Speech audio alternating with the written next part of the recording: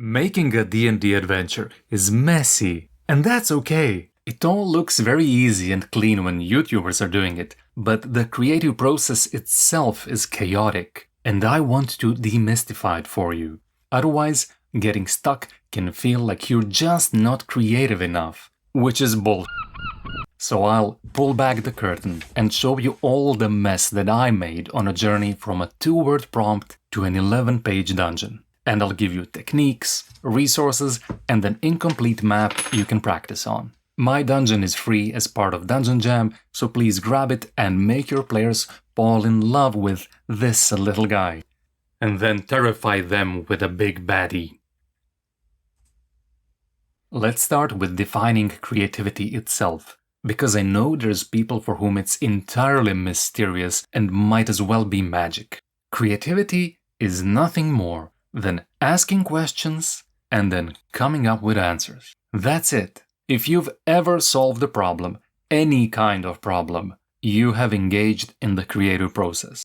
If you've ever changed a recipe, shuffled a schedule, or even decided to wear that shirt with these trousers, congratulations, you're a creative. The only difference between that and writing a story is that you also have to be the one to ask the questions. What is my dungeon about? Why do the players want to go inside? What monster are the goblins running away from? Questions are technique 0, the foundation everything else is built on. My work on The Hills Have Screams started with a competition run by Dadi. How you doing, Dadi? Hey Nick, what's happening? The seed for my adventure was just the name for the dungeon, Niad's Rest. 2 words, nothing else. So, what's a Niad? My first idea was that rest meant it was a tomb. Very straightforward and obvious. And that's the problem with first ideas. The first thing that comes to your mind is usually something you've seen already, often a stereotype or a cliché. So here's our technique number 1. I call it the third idea. Once you've discarded the first 2 things you think of, that's when it starts to get interesting. I usually find 3 to be enough, but Edariad has a video where he goes up to 8. My second idea for the rest was that it was a resort or a spa of some kind. And that's because of another French YouTuber Bonjour. who already made this a year ago. Okay, third idea. What if it was a grave, but like the dungeon was just an open field? But how do I make a field into a 5-room dungeon? Because that's what Dungeon Jam is about. Maybe when you get there, you see an ancient battlefield? Maybe this Niad is someone who died there and their ghost is reliving the battle, and you're pulled into it? I mulled it over, and while I think it has potential, my thoughts eventually went to, what if the ghost's dream or illusion placed the dungeon underwater? That's the point where I felt the creative spark, the little bzzzt, that tells you something's there, like a metal detector beeping.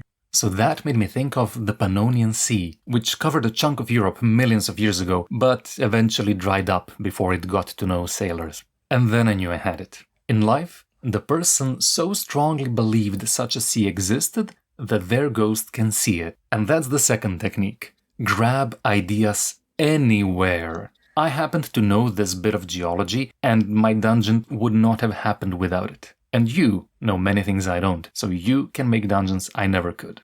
So this took a while, but that's my point. It's okay if it's messy and takes a long time. I used to think that writing a book was a linear process. The author starts with a first sentence, writes, and eventually reaches the end. No. It's all over the place. It's like building a castle out of Lego bricks by first dumping 3 different sets on the floor, and every day you remove like 80% of what you built the previous day, and you start to build 3 things next to it that you hope will click together at some point. These are my bricks. I started by writing the idea, then wrote out the 5-room dungeon structure. That's our next technique. Use structure. It's hard to come up with something when all you have to work with is a blank page. Having structure, any kind of structure, will direct you and help you start.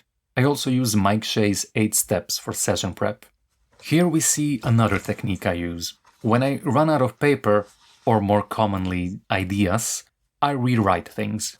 It lets me summarize, rethink, and sometimes new stuff shakes loose. Even if I'm just repeating things, it has me doing something rather than feeling stuck. And I don't really have a name for it, it's just something I do, but we could call it Salty Nick's Iterative Creativity Chaos with a K. Yeah, that's nice. There's 2 reasons why I write by hand. One is that I can freely write anything anywhere. Draw arrows, doodle, circle things, make lists. It's messy and not linear, but if anyone has a good way of doing it on a computer, I'd love to hear it. The second reason is because it's slower than typing, and that forces my brain to stay with the thought for longer. And this results in new ideas and deeper insights. Now to look at our dungeon so far and why the notes stop at 3. The ghost at the entrance is happy to let you in, but you have to figure out how to summon him. Inside the mausoleum, you have a few traps and a fight with a strange fish to foreshadow what's to come. But then my room 3, or the setback room, is this entire network of tunnels. Based on the excellent advice from Travis and Connor, I turned it from this terrain map to a point crawl. But these 20 rooms are only meant to serve as a maze you go through as you look for the central chamber. I'm not writing all of that. Even if I did, fully fleshed out, interesting rooms would take away from the significance of the final room and make the adventure longer than I wanted it to be. As an alternative, I made these tables. A random environment feature and a random encounter. We assume it takes 10 minutes, or 1 dungeon turn, to move between rooms, and you roll once or twice on each. That will keep the journey to the Big Bad Evil Guy, or BBEG, interesting. Are you proud of me, Daddy? I used dungeon turns. You didn't pronounce the word babeeg correctly? Yeah. Yeah, if you could just go ahead and make sure you do that from now on, that'd be great. The last thing is to make our babeeg. What could come out of a portal to an infinite evil ocean that is trying to break through? My first idea was tentacles, but we throw away the first idea because it's a cliché.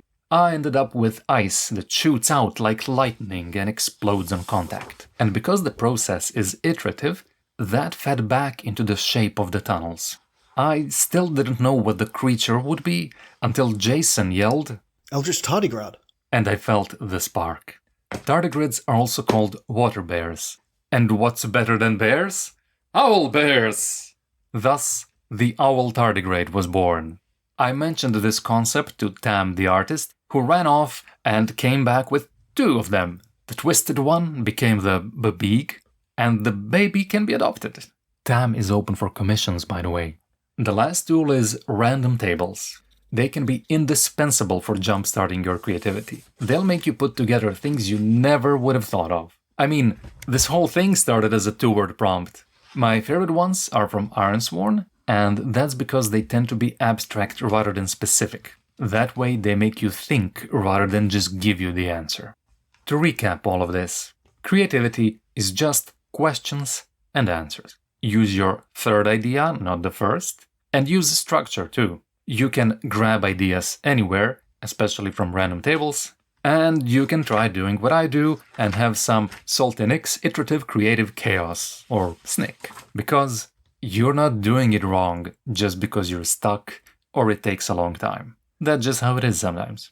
So, do you want to give it a try? Skip the text and take the map from The Hills Have Screams, just the map. That's your prompt. Assume everything on the map is true, but incomplete. How would you flesh it out? What's going on in your version of the dungeon? I've used the 5-room dungeon concept from John 4 and was also inspired by this award-winning adventure Crown of Salt. Maybe you can get inspiration from another Dungeon Jam video on the playlist. I'm Salty Nick, and I hope to see what you make.